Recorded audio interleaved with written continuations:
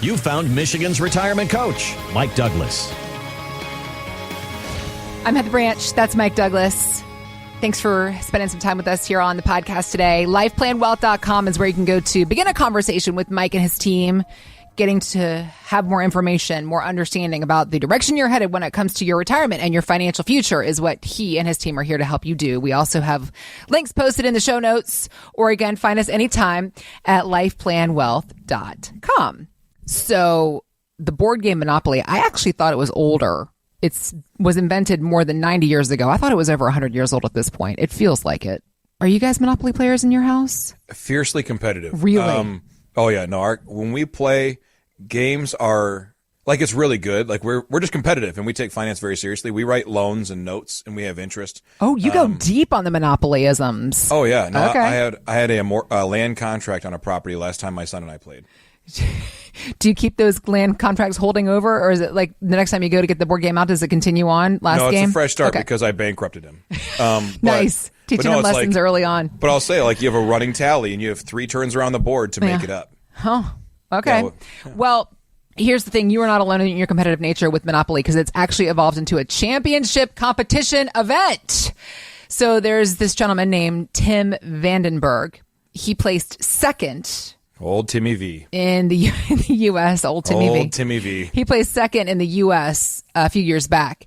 And he is admitting that there is definitely a strategy, and it begins with the colors on the streets of the board. Here's what he said. Number 1, the oranges are king, but anything could win except for the browns. Number 2, build to the 3-house level. That's when you get your best return on investment. And number 3, think ahead.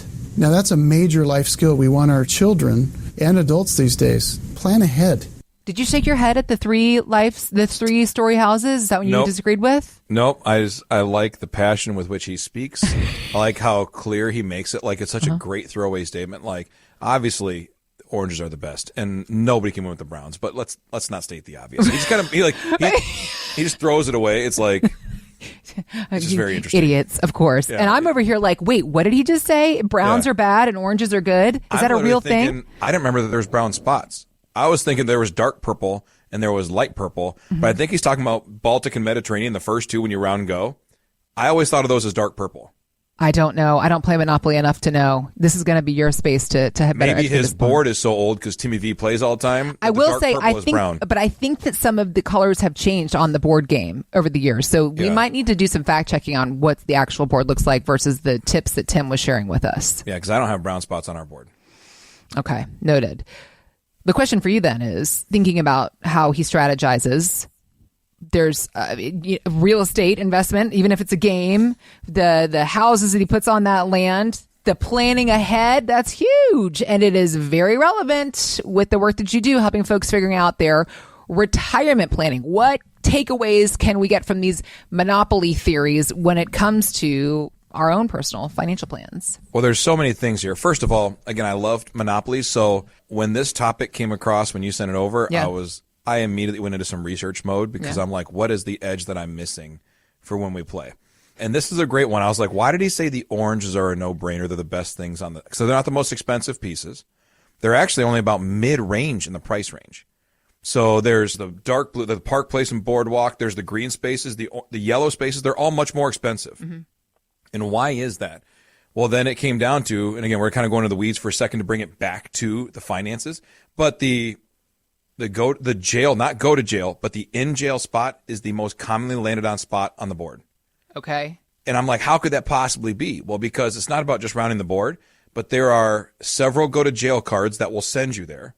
If you roll doubles, I think it's 3 times in a row, you have to go to jail. Or if you land on the go to jail, you have to go to jail. So there's multiple ways to get you back on the spot, including just rolling around. Everybody's going to jail. Everybody's going to jail, all right? Sorry, kids, it's a board game, but you're going to learn some life lessons today. But so since that's the case, that's interesting. So it's the most landed on spot. And then in the world of 2 dice games, the 4 most commonly rolled numbers are 6, 7, 8, and 9. So 6 spots away, 8 spots away, and 9 spots away are all orange spots.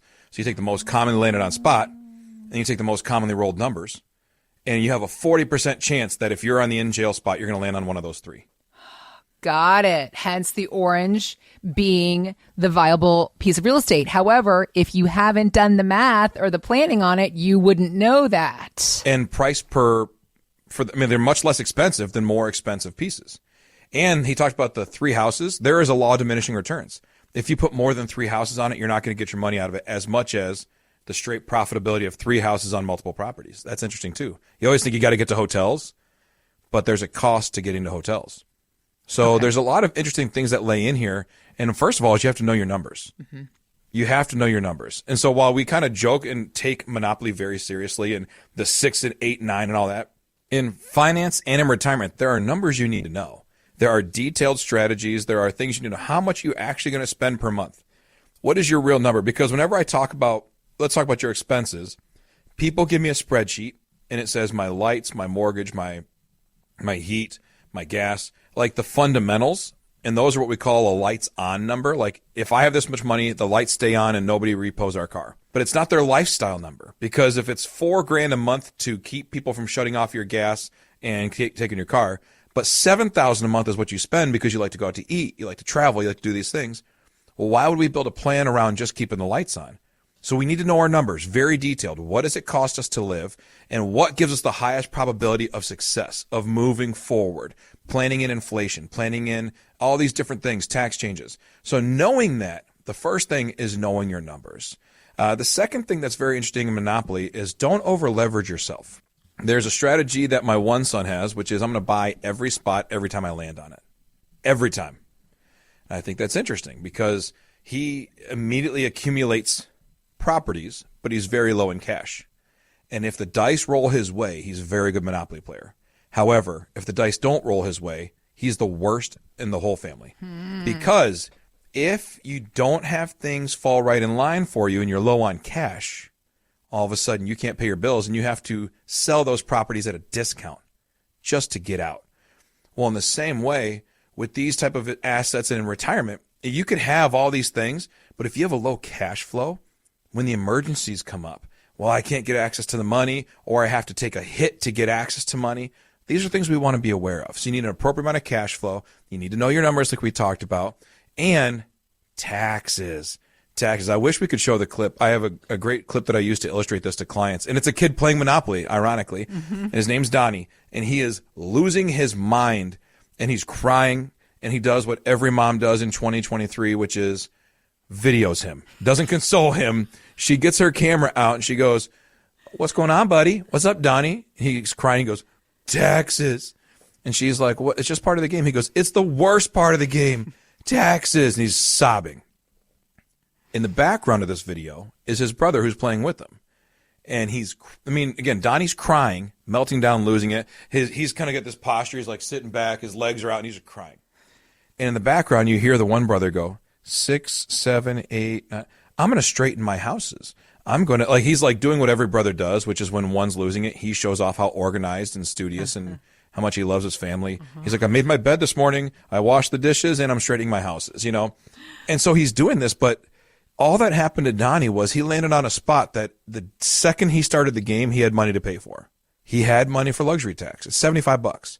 He has money for the income tax spot because it's 10% or $200,000, whichever's the right one. So the most it can cost you is $200.